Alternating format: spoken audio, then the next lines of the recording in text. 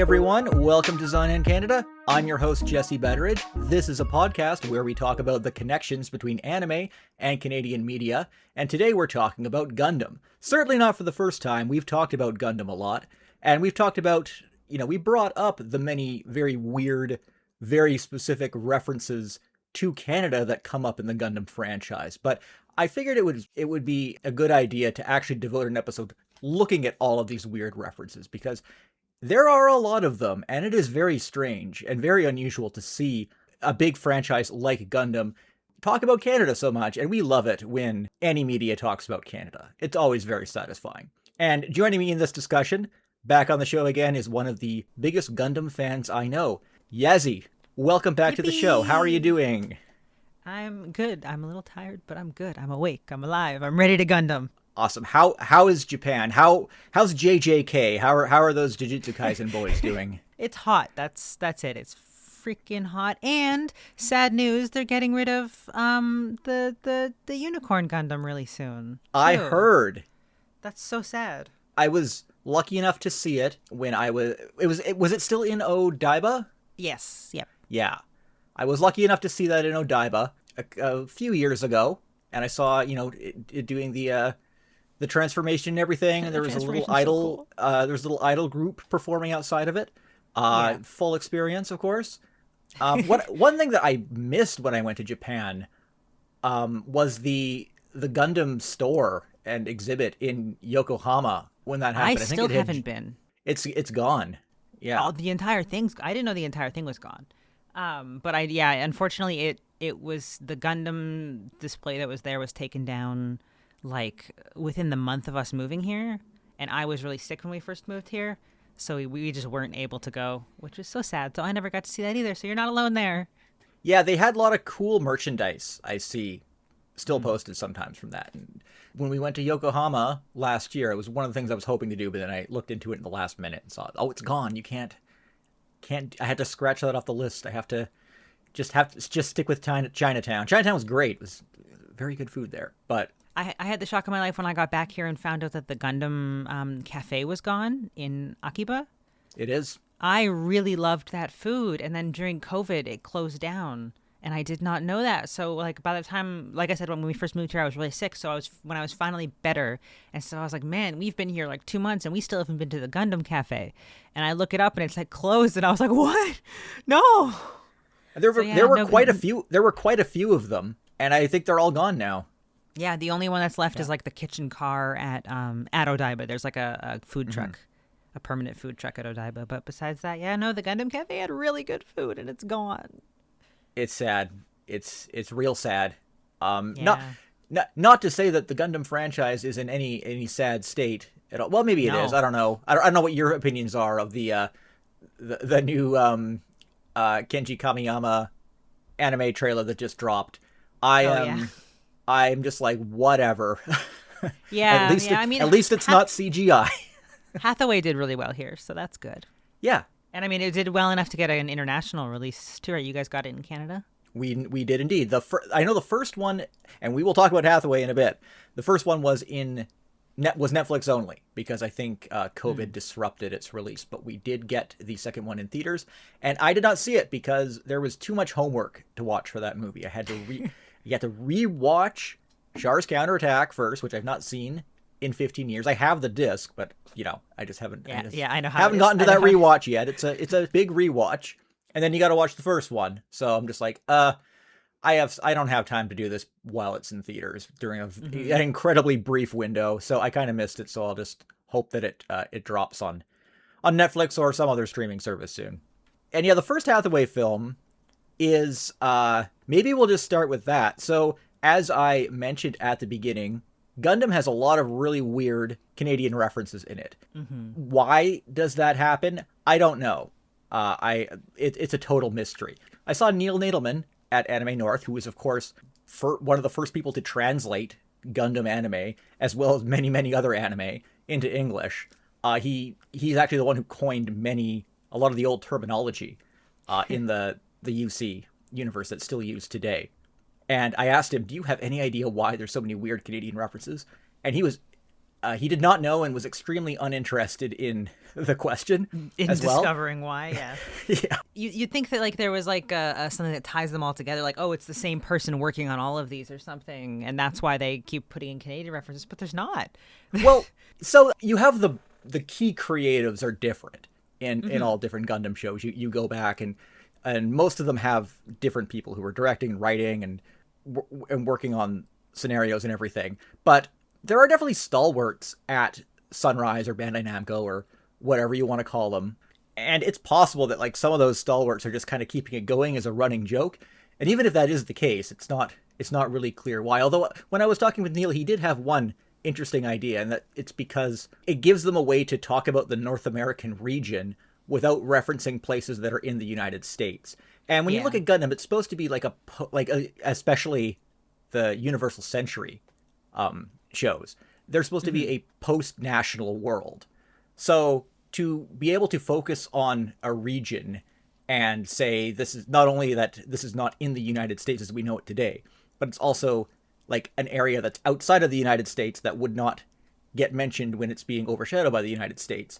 It kind of adds a worldliness to it as well. But I don't know if that's the intention, but it does kind of come off that way when you think about it a little bit. We were talking about Hathaway, so we'll start there. For instance, in the first Hathaway film, at about the halfway point, there's a scene where they're in a mess hall, eating and just kind of conversing over the situation that these characters have found themselves in. The hall that they're in is directly modeled after Vickers Mess, which is the actual mess hall in CFB Borden, the Canadian Forces Base in Borden, which is located about 100 kilometers north of Toronto in Simcoe County. You know, it's a really large training establishment, and this particular mess hall is actually dead on. If you look at comparison photographs, it looks exactly like the one found at that base, and like right down to like those ceiling fans that you see in there as well. It's a really neat looking place too. It's visually striking. I can see why they used it for something that would look good in an anime. Although they're definitely not in Canada at this point of the movie. I think they're in Hong Kong area at that part. But it's just, you know, it's a very minor thing, but it's like so extremely detailed and so extremely specific. And you could write that off as a one-off, but then, you know, these references go back much further. In fact, right back to not the original series so much, but the movie trilogy, because you have the original Gundam 43 episode series, and then it was split into 3 movies. Now, Yazy, in this point, what do you prefer, the series or the movies? Whenever I go back to watch it, I end up watching the series, but that's partially because I like the breaks and stuff of like a broken up episode style, as opposed to just sitting through a super long movie. The problem is that those movies, they rearrange things in an interesting way and add lots of new footage. I mean, I think that just the pacing and the way things are broken up in the original series that's really the better way to watch it. Mm-hmm. Yeah, no, I think overall, when given the choice to rewatch, I'll always go back to the actual TV anime instead, although longer. Yeah, I just prefer the way it's broken up, and I mean, I love a good OPEV break too, of course. The original series for the longest time, like Bandai just like wasn't making it available. Not just here, but also in Japan. They were just putting the movies. This is the official way to experience this story, and the movies 1, 2, and 3 were the only way you could even watch it. Now it's kind of the other way around. The series is far more accessible. Here in Canada, you can watch it on Crunchyroll, I think, in dub or sub. Minus the Kukuro's Doan's Island episode, which we are forbidden from ever seeing here. But yeah. I remember back in the day, they used to have, I think Sentai would allow you to watch all the Gundam stuff for free on their own website. I know they do a lot of free stuff on Gundam Info now, but I remember way back, I think it was Sentai. I don't think it was Sentai. It might have been the actual Sunrise website. There was Gundam.info had a bunch of streaming stuff, and they put that stuff on YouTube now, but it's always temporary. They just kind of cycle early watching Gundam days. I gotta think about it, but I remember them releasing something on their own website, and it was crazy because it might have been the first Origin episode actually. Maybe was released on their own website, but yeah, I remember they used to release. It is nice they do the Gundam Info stuff though. But yeah, you are at the mercy of of whatever they feel like putting. Yeah. So right now, I don't think these movies are available at all. But whenever they are available, they'll put them temporary for like 30 to 90 days or something on YouTube. So what's interesting though is that there are a number of changes that were made between the series and the movies. So in the original series, around episode I think like 13, they go to the place Amuro was born. Where in the original series, that is in like right near Totori, where the sand dunes are. God, I want to go there so bad. I haven't been. They get talked up so much, though. True, yeah. Yeah. But so that's where it's located in the original. But in the movie, they change that setting to be Prince Rupert, British Columbia, which is an interesting change. So this is not actually stated or written anywhere in the movie, in the first movie. I think it's in like ancillary materials in like a program booklet or a Roman album or something like that. But this is where it's set, and it's confirmed in some video games will list Amuro's birthplace as Prince Rupert, BC. Because the way the continuity works in this original series is that anything that is changed in the movie supersedes the way it was in the series. And anything that is not in the movie, you just assume is the same. Which doesn't work because they resequence things. And it creates a lot of questions. But, that just adds to the fun and frustration. That is, something like Gundam. But random Prince Rupert. Yeah. So I don't know why they picked Prince Rupert for this. And it is possible that the decision to use Prince Rupert is like the origin of all these like weird Canadian references in Gundam. But I think the reason that they picked a place in North America is probably because of the way they resequence things in the movies. And that kind of resulted in the geography of their journey being altered, because they changed it so that, because like both the visit to Amuro's hometown and the second encounter with Batilda, they're moved before Ramba Ral's attack and Garma's funeral. So they had to change that part from East Asia to Western North America. So it could very well have just been a like totally random decision. It's so far north. It's very far north. Have you been to Prince Rupert? No, I have not been farther north in BC. I've never been farther north than like Vancouver area. That's so sad, I know, but I haven't been there. So what you see in the movie, which, they didn't change anything from the series. It still looks exactly like this region that they said was near Totori in the series. Like, okay, it's just Prince Rupert now. I think that this decision was probably made after as a retcon. Honestly, I don't think that Tomino or Yasuhiko were just like, yeah, it's Prince Rupert. It's got to be Prince Rupert when they were, actually making the movie or anything. I think this is just something someone just spat out after to try to explain how to fix all the changes. But yeah, Prince Rupert. I mean, I guess what you see in this movie could kind of match what Prince Rupert looks like, at least in the summer. Certainly not in the winter. I can't remember what the time frame was in the original Gundam when they went there. I'm sure someone knows. But yeah, it is pretty scenic. It does get rainy and unpleasant. And it is a port town. Technically, it's the port in Prince Rupert is closer to Asia than any other one in BC, including Vancouver. So that's why there's always this talk about developing it and expanding its capabilities and making it like a nation-building project for resource export. Make of that what you will. But it's cold. It's gold. No pipeline running there for now, at least. Yeah, and I think a real good nation project would be, because canonically, with the way the canon works in Gundam, this is where Amuro was born, so they should build a statue to Amuro Ray there. That would get tourism numbers up, I'm sure. Yeah. I mean, we got the Rambo statue, or the Rambo carving in Hope. This could complement it. It probably won't happen. I think there's been talk of like doing something like this with Wolverine in Edmonton, and it never goes anywhere. They can't get Wolverine done. They're not going to do Amuro Ray, but I think it should happen. Well, I prefer the money go to Amuro instead of Wolverine, for what it's worth, if anyone's listening. Yeah. If anyone who has any sway in this is here, I prefer Amuro over Wolverine. Maybe some bureaucrats in the Heritage Department listen to this podcast. So you know what? That wouldn't surprise me, to be perfectly honest. Interestingly, in the Origin manga, and subsequently in any anime adaptation of the Origin manga, this is all changed again. There's no reference to Prince Rupert. Where I can't remember where. It's not in Japan or in Prince Rupert in the origin. I think it's changed to a fictional area. I can't, but it's still in North America somewhere. It might be in Mexico. Are you an Origin fan at all? Just curious. Sorry, side off the track, but are you an Origin fan at all?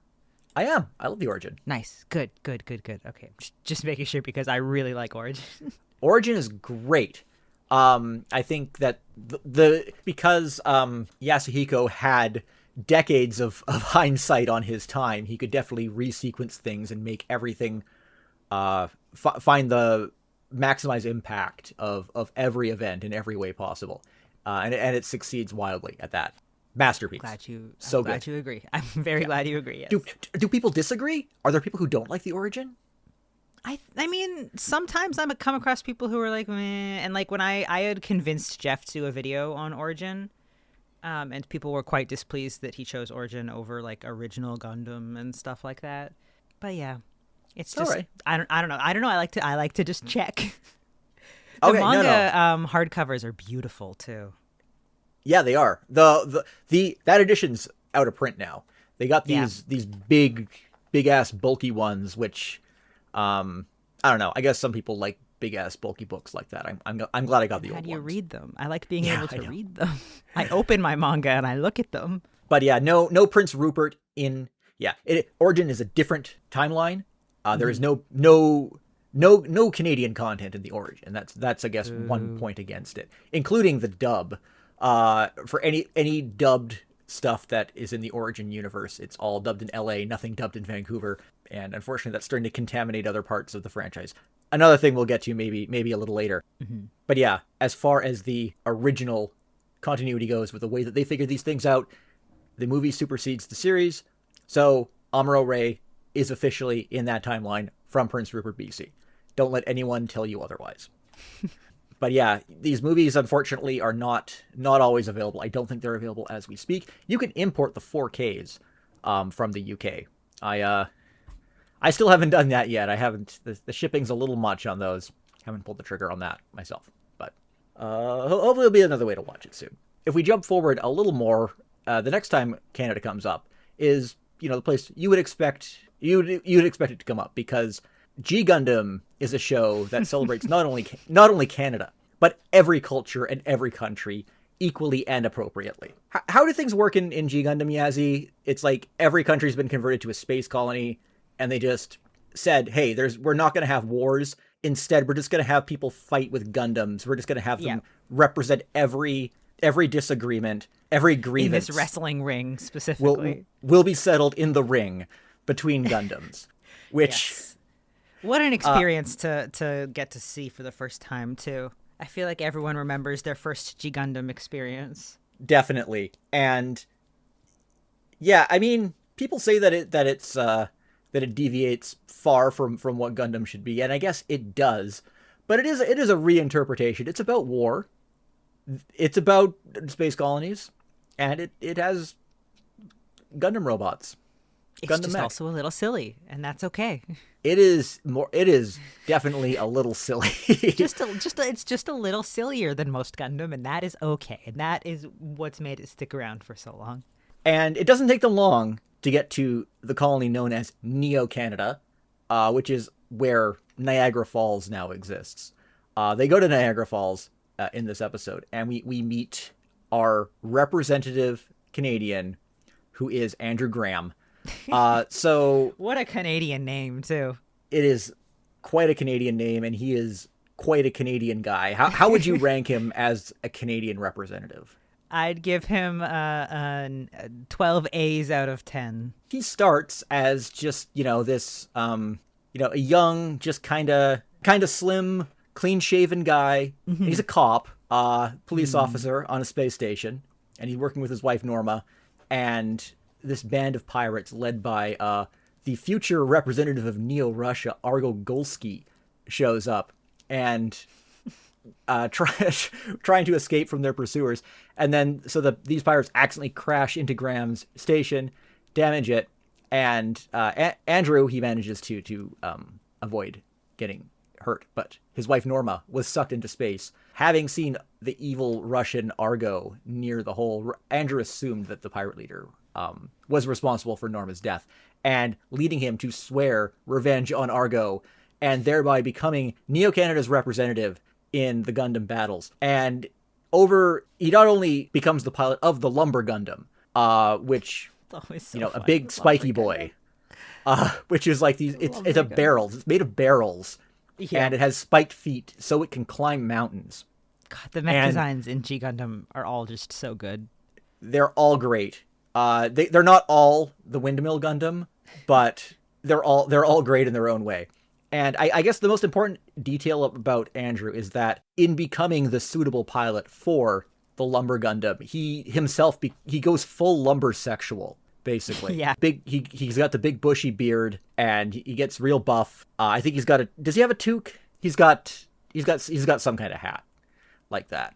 I think so, yeah. He's exactly like a guy who like moves from Vancouver and then goes to northeastern BC. Ontario.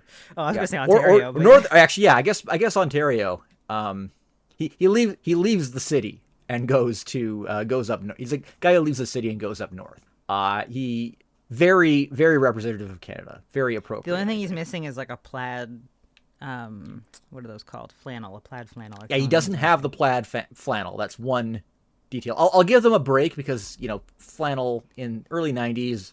Yeah. Lower budget. It's going to be a little harder to do patterns back then. They didn't have the pattern innovations that they have in digital animation. Yeah, they get a pass. They get a pass on the flannel, but it would have been nice to have the red plaid flannel. That's the one thing he's missing. Yeah. In his pure Canadianism. But he's a great character in this show. Later on in the series, this is a spoiler, but okay. So the thing about a show where most of the guys here are just like hot-blooded, screaming at the top of their lungs, ripping their shirt off kind of thing. Sometimes these guys are a little dumb. Sometimes G Gundam is indeed a little dumb. And when he's having his battle with Argo, later on in the series, he just suddenly remembers that Argo was actually trying to, not only did not kill Norma, actually tried to save her. Just oops. Right at the last minute remembers it's like, whoops, everything that I have devoted my life to over the last however many years has just been incorrect. And I now realize this for no reason. And then he sacrifices himself to save Argo. So yeah, it is. G Gundam's good. G Gundam's a good show. You should watch G Gundam. It's just a good time. It's just a good time. It is truly tragic that G Gundam never aired on YTV. That's so weird. Yeah. I don't understand. It is, actually. Yeah. It's like, it seemed like so obvious. It's you don't really need to edit it. It has a Canadian dub. Did Americans have it on Toonami? They did. They did. Not definitely. Fair. In fact, it was the next, I think it was the show that they aired after Gundam Wing, or after it was one of the first 3 Gundams to air on Toonami, definitely. What I do remember is that we got the toys. They flooded the toys in toy aisles in Canada, didn't know. but we never got the show. I was too busy being into Inuyasha around that time in Dragon Ball. This was before Inuyasha. Even before we're talking like 2 or 3 years before Inuyasha.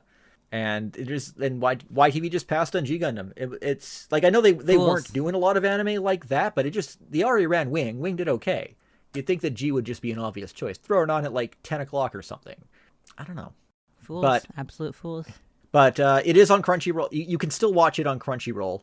Gundam stuff's disappearing from Crunchyroll, but they still have G Gundam. Unfortunately, it is sub only. The Calgary dub is not available there. And I don't think I've ever actually seen it in Japanese. I've only ever watched the dub. The dub's okay. I don't want to. So funny thing about the lead actor in G Gundam. Who's the main character in G Gundam again? Oh my god, why can't I think of his name? I know. Why can't I think of his name suddenly? Oh my god. Hold on. It's there. Why can't I think of his name? Domon. Domon Kashu. Jesus. Yeah, I know. Scary moment. We both there. just had like dial-up noises there. Domon. So his English voice actor, Mark Gatta. He quit acting and became an orthopedic surgeon. And so random. He is working in Vancouver now, and my friend actually had him as their orthopedic doctor and discovered that he was the voice actor of Domon just through Google, which is hilarious. and so he random, but you know this, what? yeah. He's making a hell of a lot more money doing that than he would be dubbing anime. So yeah, definitely, definitely. And I mean, I'd love to have him on the show, but as a doctor, he's probably too busy for that, and that's fine. Yeah. But yeah, G Gundam. Yeah, the dub's not there, and the Blu-rays are out of print, of course, because all of the Gundam Blu-rays are out of print. I think even the UK ones are gone, and I'm kicking myself for not grabbing them. But yeah, it is on Crunchyroll. The video quality's rough, so just be ready for that. Maybe just watch it on your phone. You won't notice. And you won't notice, yeah. Yeah. So the next show that had an inexplicable reference to Canada is Gundam X. So there is an arc close to the beginning of the series. I think it goes from about episode 10 to episode 15, where they go to Fort Severn, Ontario. But the Fort Severn that we see here, it does not really look like the real Fort Severn. The real Fort Severn, there are a couple of Fort Severn. There's one in Ontario. There's also one in Maryland. I am pretty confident that the intention here is that this is the Ontario, the Canadian Fort Severn, because it is like it's this Arctic fortress with a giant watchtower and just all these guard towers and everything around it. And the whole idea of Gundam X is that it's set after, basically after the 1 Year War, and it ended badly, and they're now like looking for new types. And there is now a new type who's located in Fort Severn, and he's like kind of being he is the kid is like, he's blonde hair, he's a Char basically, and he's kind of being propped up as the child puppet leader of this military fortress. But the real Fort Severn is not a military fortress; it's a First Nation, and it's like it is very far north in Ontario, so it's not quite Arctic, but it's cold and it's snowy, but it's like on Hudson's Bay. Whereas in Gundam X, it's like in the mountains. It's like this mountain fortress town that they found because in the episode before, Tifa made a drawing showing we have to go here. I was like, oh, it's Fort Severn, of course. Fort Severn, Ontario. Course, that's where we'll find the next. That's where we'll find the next new type. But yeah, they're there for a while too. It's a few episodes that arc goes on. Yeah, again, this is not. It is very much Fort Severn in name only. But I it's still, they got it from the Canadian town. That was the intention there. It might just be another case of looking at a map, saying, where can we set this in the North American region that's not America? This plate, Fort Severn. Fort. It's a fort. We can make it a fortress. I think that's maybe got the word amount fort in it. Let's do it. What are your thoughts on Gundam X, Yazy? I actually have not seen it. So what I think of, I've seen a bit of Gundam X. It is on Tubi. You can watch it on Tubi right now in Canada. Now they are doing this thing where I mentioned how they cycle through shows in YouTube, on the Gundam.info channel. They actually are uploading episodes of Gundam X on YouTube right now. However, that version they're putting up has AI subtitles, whereas the version on Tubi, it has the same proper subtitle translation you would find on the Blu-rays, which are also out of print. So anyway, if you want to check out Gundam X, that's so frustrating. I know. We are in a transition period right now where someone's probably going to get the rights to Gundam again in North America. But we just have to see who and if that person will even bother, or if that company will even bother putting them out on home video, because they might not. Or they might only put the most popular ones out. Gundam X probably won't be one of those because it's kind of stigmatized, because it's like it was the one that was canceled. And I understand that I think it was like extenuating circumstances that got it canceled, so it's kind of unfair.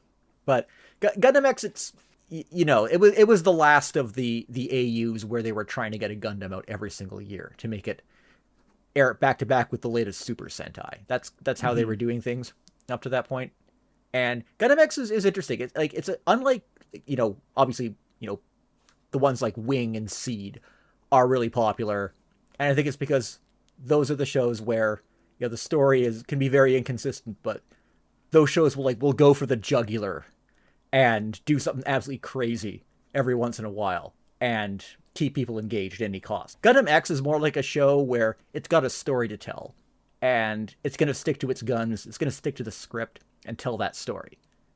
And even being canceled and cut down to like 39 episodes isn't going to stop it. So it's interesting in that way. Also, when you look is still a good run, though, I will say. It is.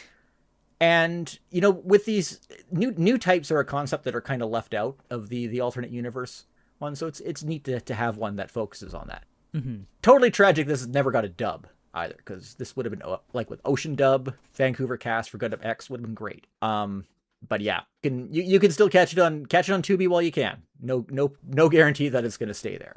So the next notable reference that I had noted was from actually a manga. But it is there's a lot of Gundam manga, but there's one that sticks out from 2001 because it is written and drawn by the great Haruhiko Mikimoto, he was the character designer for Macross, for Gunbuster, for Gundam 0080, and also the character designer for the Hathaway movies as well. Legendary list. He did a Gundam manga called Ecole du Ciel. So I don't know if you've read Ecole du Ciel, but I like it. It's pretty good. It started in 2001. We say it's unfinished, but it was just, he just stopped. He abandoned it. This manga ended in 2011. And it just doesn't have an ending. Mikimoto's in his 60s. Maybe he'll come back to it. I don't know. I don't see why he would, though. They got like 13 or 14 volumes out, and I think he just quit it from there. The manga it's set in UC 0085.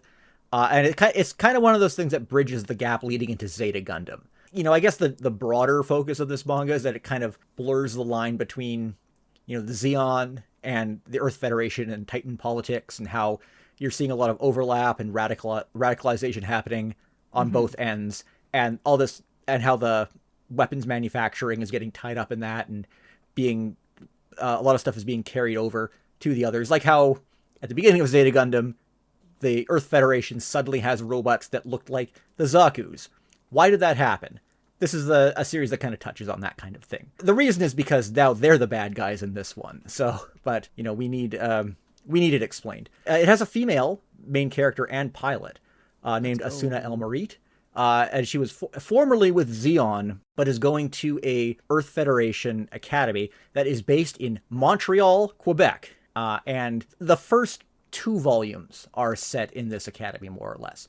After that, she gets tangled up in, because the academy is secretly trying to find new types, of course. And she is, of course, a new type. And she gets tied up in kind of this espionage stuff. It kind of becomes a spy manga later on. The first part is set in this Montreal school. And you don't see a lot of Montreal, but every once in a while, they're wandering around town. And it's all based off of old Montreal, with the way that the lamps and buildings are all designed and everything. It's a neat little touch. And it, again, seemingly very random decision, just like all these weird Canadian references tend to be. And they keep eating sea urchin ice cream all the time in this manga, which is not actually popular in Montreal.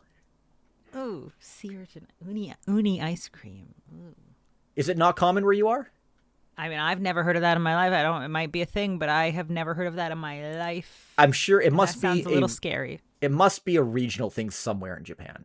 Yeah. Maybe not in Tokyo, but well, sure, you're right. You're right that it sure as heck is not a thing in Quebec. You're not going to walk around definitely not a thing in Let's Quebec. Go get some sea urchin ice cream. Tokyo Pop actually put this series out back in the mid 2000s, and I bought it, and I got to say, I buy and sell a lot of things all the time, and it's pretty rare that I regret selling something. But I sold this manga years ago, and I regret it so bad. I wish I still had my Ecole du Ciel books, even though they didn't put the whole thing out. I still wish I had it. Big mistake. Feeling. I think for $250-ish, I could probably buy the whole thing again, but yeah. And then I think the print quality wasn't very good. You can't see Mikimoto's art. It all kind of it's all very bleedy. Yeah. If I recall, bad print quality, but you know, it'd still be so nice to have. Check out Ecole du Ciel if you can. I recommend it. It's got some real Gunbuster vibes, unsurprisingly. It's definitely sort of evocative of that in the very beginning. You the same kind of like they practice martial arts, and then it's like you have to master a martial art before you are fully prepared to use a mobile suit. It uses that same kind of logic in it. And going back and reading it, actually you see a lot of similarities to Witch from Mercury. I don't know if there's direct ties, or if they were directly kind of looking at that when they developed that series, but looking back at it now, it's impossible not to kind of see those similarities. So another one from around 2003. This is a really minor thing. It was actually brought to my attention by a friend of mine from the Vanpla group, which is the Vancouver Gunpla group. Because I was asking them if they knew of any references. My friend Tommy did find one from the Gundam Official Creative Works collection from 2003. So it's just sort of kind of dossier, kind of concept art book. It has a section featuring a bunch of different organizations and businesses, and one was called Nova Scotia Records, and it has like their logo is just like a map of Canada, and there's like a laser going through Nova Scotia, basically. Not a big one, not important in any way, but again, just as weird and random as all these other references. And it also suggests that if you really go through all these different art books and different just dossiers and different collections of information and fan guides and stuff, there's probably way more of these types of obscure references just lurking in there waiting to be found. So I'm probably missing a bunch of stuff, but it just shows how weird and obscure and specific and minor these Canadian references can be. All these Canada mentions are. Yeah, I know. And Canada just doesn't get mentioned this much in other things. Yeah. So, it's neat. It's great. I love hearing about Canada. I love hearing other countries talk about Canada. It's always good, even if it's not accurate. It's fine. Yeah, I'm just glad to get mentioned in a positive way. Next, we're going to talk about Yazy's favorite, Gundam Seed. Yes. Oh God, yes, love it. There's one that's that is confirmed definitively, and one that is not so clear. In Gundam Seed Destiny, Quebec is destroyed.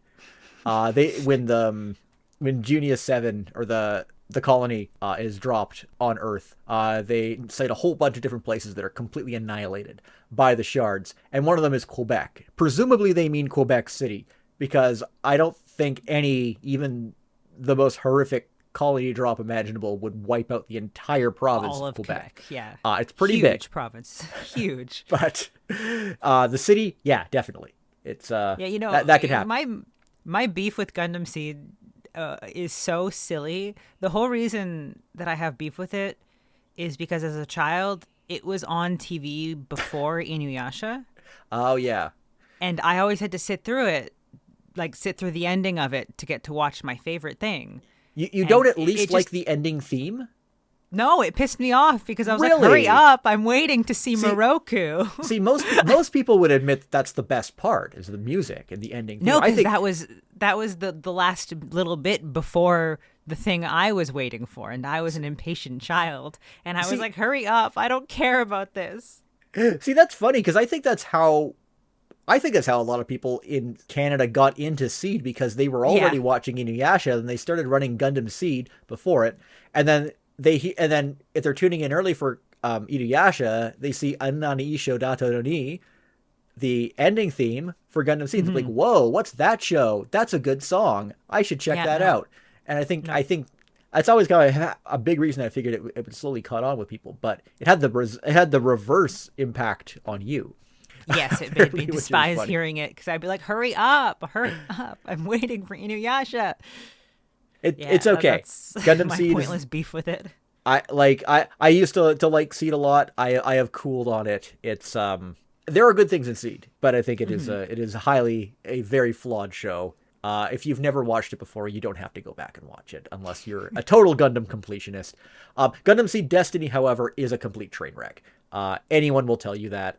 And actually, the reason it's a train wreck is because those first 6 episodes with the colony drop plot, those are actually pretty good. That's actually the best part of the whole cosmic era that culminates in the destruction of Quebec. And then everything else after that is... Yeah, sorry, Quebec.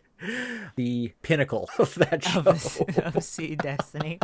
Of Seed Destiny. Sorry, it had to be like this, but yeah, for Seed Destiny, it wasn't worth it. And then that's why it's a train wreck, because it starts out strong and then it just completely derails in the most horrific way imaginable after that. But so that references to Gundam Seed Destiny. So in the original Gundam Seed, I have seen a lot of discussion over the years, over a long period of time, people saying that Mula Flaga, and by extension his father Ala Flaga, and Raoul Cursey, who's, spoilers, looks like his father, they are all French-Canadian. Or rather, his father has ties in Quebec, and he has they have French-Canadian background as a result of that. So I have not been able to find any actual definitive concrete proof or documentation of this, apart from the fact that just people keep bringing it up on Reddit and places like that. But I do know that there is some little pamphlet out there or something, or some little guide that lists absolutely batshit insane ethnic backgrounds to all the characters in Gundam Seed. So I would not put it past them to have made this distinction in there. So again, not confirmed. I'm not going to say that Mula Flaga is definitely Quebecois, but it's possible. Assuming yeah, but that you know what? If you saw that thing saying it, you'd be like, sure. Hell yeah. Absolutely. Again, whoever makes a decision like that at Sunrise or Bandai deemed it so. And as we know, everyone is on the same page production-wise when it comes to these things. So we talked about one of your least favorite Gundam universes. Yes. Now we're going to talk about one that I think you're a little more positive about. Iron-Blooded Orphans. One of my actual favorites, yes. I think actually I would say my favorite Gundam series. And your favorite Gundam series has one of the most well-researched, accurately depicted, and random directly mentioned and random references to Canada, because the first season finale, the whole fight takes place in Edmonton.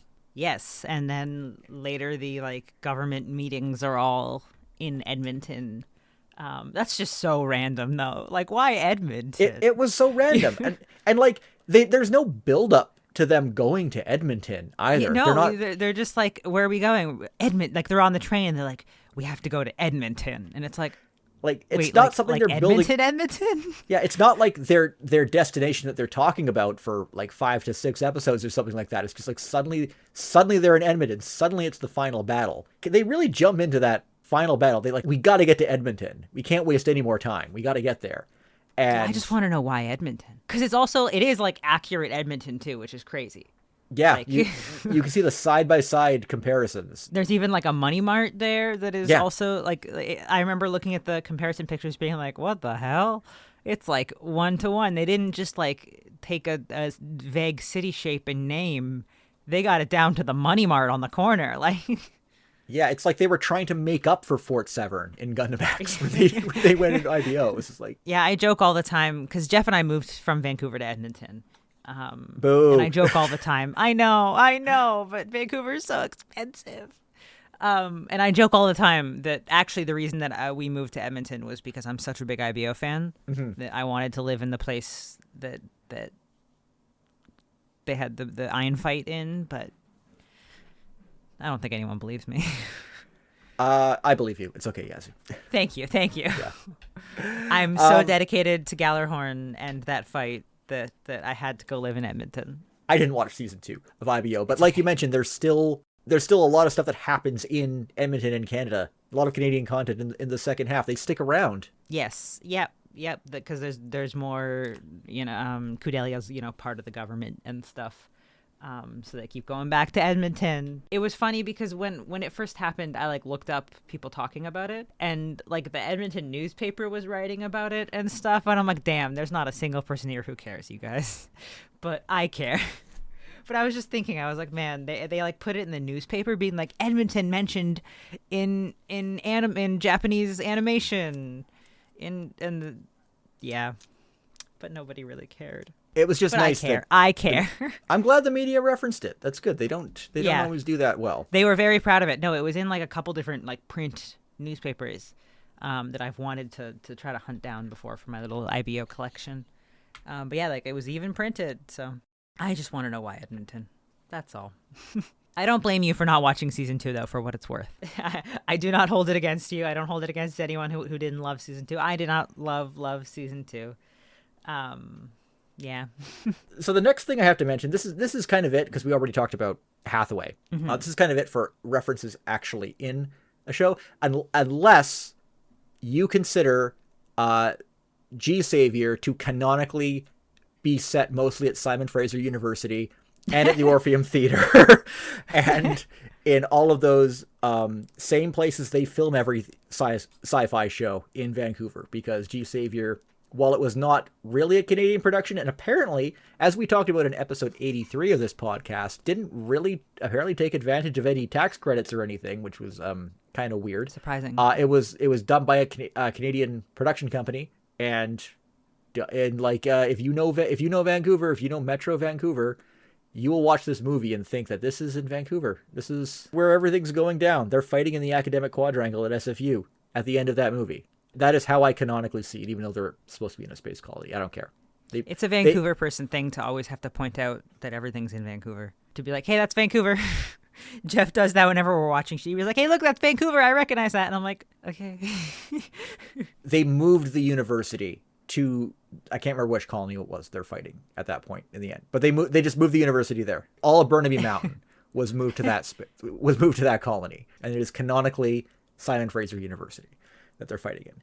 And as I completely freaked out about in the last podcast where we talked about G Savior, like the G Savior is unveiled in the Orpheum Theater. That's where that scene is filmed. It's so funny. It's so funny. And of course, maybe one of the most important Canadian connections with Gundam is probably not actually intended on the Japanese side or connected with anything that we've talked about before, but all of the long history of Vancouver and Calgary English language dubs that Gundam has received over the years and is no longer receiving, because it's all going to LA now.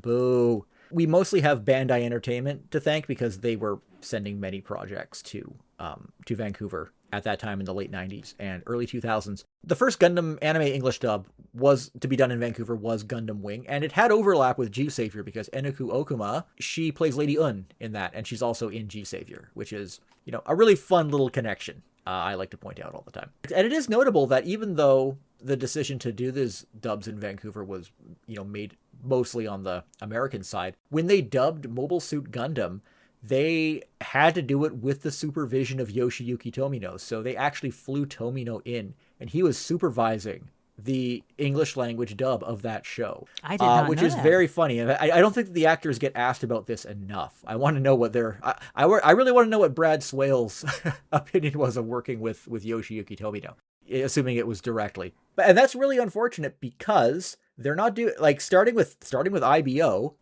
all these TV shows have been dubbed in LA rather than Vancouver or Calgary. And we have this situation where when they were doing the Origin OVA dubs, they recast everyone with the LA cast. And the excuse at the time was that, it's a different universe, so we'll have a different cast doing the voices. But that will be the cast for the Origin universe, and the original Mobile Suit Gundam 1979 series will still have the Yoshiyuki Tomino authorized Vancouver cast. That's still the official cast. But we're starting to see that getting kind of blurred now, because, in G-Quux, there's supposed to be a scene when they very, in the Japanese version, made the very questionable decision of bringing Toru Furuya back as Amuro Ray, because he's the original Amuro. We got to do it. It's the least they could have done. Ugh. They did that favor for him. Would they do the same for Brad Swale in the English dub? No. It's Lucien Dodge, the voice of Amuro from the Origin OVAs. They bring him back, even though it's supposed to be the original continuity voice in that. And guess what? When they were promoting Hathaway 2, they did these little segments where the protagonists from old Gundam shows would essentially advertise the new movie to you in a short little trailer. In the Japanese version, also brought Toru Furuya back for that one. Oops. Whoops. Tomato. I'm throwing tomatoes at him. Yep. And then they also brought a bunch of different other leads from different shows back as well. And yet, but also, we could not give the same respect in the dub. So, actually, they did bring Brad Swale back for the Gundam 00 one, because he plays, he plays the lead in that show as well. They brought him back for that, but for the Mobile Suit Gundam one, which uses footage from the TV series, not from the origin OVAs, it's Lucien Dodge. So that is revisionist, in my opinion. And then they're talking about doing this new 4K remaster, another remaster of the original Gundam series, which it's already on in HD on Blu-ray and streaming. I don't really know why it needs to be remastered again, but it certainly seems like a good excuse to go back and just create a fresh English dub to replace that crusty old Vancouver one. Oh, Anyway, I've just turned this into an excuse to rant about that. I don't it's blame you, disappointing. though. It's yeah, not fair. Yeah. It's not fair. I am a dub lover too. I don't know how you feel about dubs in general. Are you, I like are you dub. a dub I like enjoyer? dubs. Good. No, Good. I watch dubs all the time. I prefer Japanese with English subtitles, but I like a good dub sometimes. There are some series that I not that I don't like. I love the Japanese of Iron Blooded Orphans, but I think it's got an incredible dub. For example, just checking, because that's another thing you run into sometimes. Where I'm like, I love dubs, and some people are like, I don't, and I'm like, oh. Yeah. Okay. To be fair, these LA dubs are good. I really like the Witch from Mercury dub. I watched that. I watched both the Japanese and English dub for Witch from Mercury, and the dub was great. Good job. But in general, I tend to like Gundam dubs, but I do also agree with you that it's not fair. Give the Canadian dubs back. I would really like to see, as I kind of touched on before, if Gundam X kind of properly comes back into circulation. I hope that whoever puts it out does a dub for it, and they think that, hey, maybe let's, as a kind of, even if it's just thought of as a send-off, let's send this to Vancouver and let them just do a great throwback Vancouver dub like it should have gotten 20 years ago. And I think that would be really cool. I don't know if anyone who would be in a position to make that decision would care. I don't know if any of if there are stalwarts at Bandai Namco who keep these Canadian references going. I hope that maybe someone could get through to them, or maybe they could get through to someone and make that happen. I don't know. We'll see. But that would be cool. We need to keep this legacy going, and hopefully they keep the legacy of Canadian references going through New Gundam as well. That would be nice. I don't know about this new one coming out. We'll see. But if it's got a good Canadian reference, maybe I'll give it a chance. Thankfully, in general, Canada is quite loved in Japan as far as countries go. So people tend to get very happy when they hear, I'm Canadian. So please keep the Canada references, the Canada references coming. It'll keep opinions of Yazy in Japan high. As long as we have this there's actually a Canada going. World in Canadian World, Hokkaido. The abandoned recreation of Avonlea in I can't remember the name of the city, but it's in Hokkaido. Yeah, it's in like middle of nowhere Hokkaido. Jeff and I are working on a video about it. Cool. Are you gonna go there? We're gonna once he's back in Japan in September, we are planning to go there. Oh wow! And do you're gonna need a car to get out there. It is. Yes. Yeah. Oh yeah. I just remembered Ashibetsu. I didn't look it up. I remembered Ashibetsu is where it's located. Yeah, it is in the middle of nowhere. No, I think that when we looked it up, like you can only get so far with trains, and then from there you got to get a car. Yeah. But we're gonna do it. We gotta for the Canada representation. I am very interested in seeing that.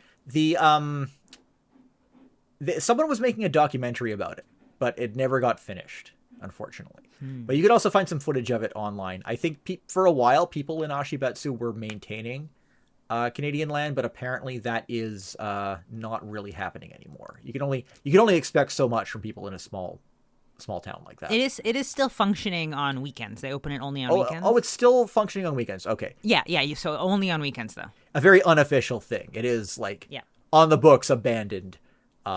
Theme park, and it's closed. Well, so I think the grounds are abandoned, but the stores on the grounds are still functioning. So there's like a restaurant you can go to. There's a store there that like sells imported wooden goods from Canada and stuff, which is really and leather goods and stuff. And there's like a bug museum there that has nothing to do with Canada. which is really random. But yeah, they're open on weekends, and they do have some really dedicated fans too. When I was looking it up on Twitter, there's like some Japanese people who are specifically Anne of Green Gables fans, who are really dedicated, who go there every weekend.